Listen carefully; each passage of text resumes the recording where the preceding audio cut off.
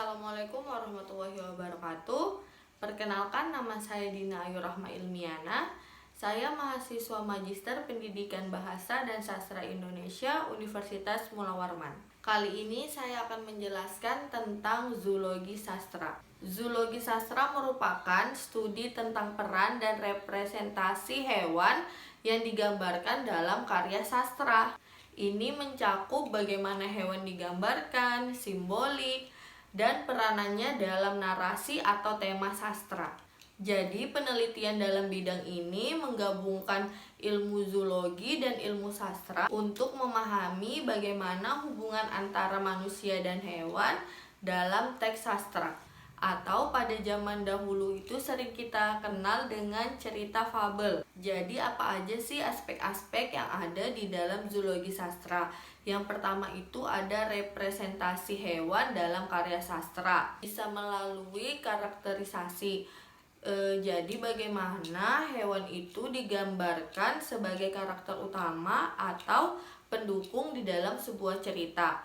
Misalnya si hewan ini bisa bersifat protagonis atau antagonis. Kemudian melalui simbolisme dan metafora, di mana penggunaan hewan sebagai simbol atau metafora untuk menyampaikan tema atau pesan tertentu. Contohnya hewan singa sering melambangkan kekuatan dan keberanian. Kemudian ada lagi burung hantu, sering melambangkan kebijaksanaan. Atau contoh lainnya kancil, sering melambangkan kecerdasan atau kecerdikan. Yang kedua yaitu peran sosial dan budaya, di mana peran budaya sendiri itu bagaimana berbagai budaya itu memandang hewan dan bagaimana pandangan tersebut tercermin dalam karya sastra.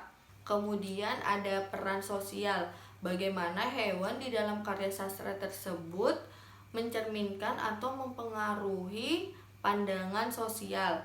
Misalnya hubungan antara hewan dan manusia, etika, dan juga lingkungan. Yang ketiga, analisis tematik, bisa dilihat dari tema atau pesan. Jadi bagaimana kita meneliti tema-tema utama yang terkait dengan hewan dalam karya sastra tersebut. Kemudian bisa dilihat dari konflik dan dinamika.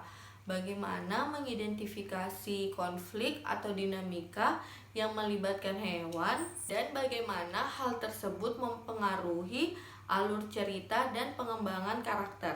Yang keempat, pendekatan interdisipliner, kolaborasi dengan ilmu zoologi untuk memberikan konteks lebih mengenai representasi hewan dalam karya sastra tersebut.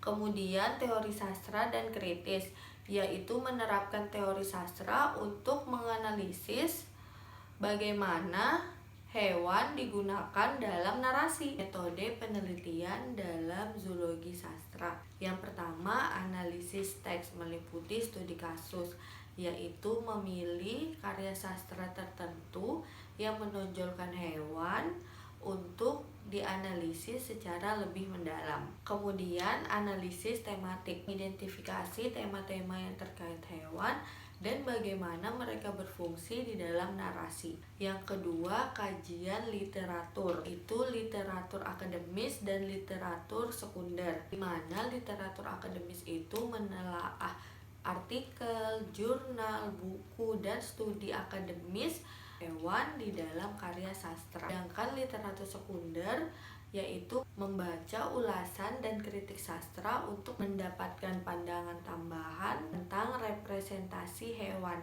Yang ketiga, perbandingan lintas budaya, bisa melalui perbandingan sastra, yaitu membandingkan representasi hewan dalam berbagai tradisi sastra.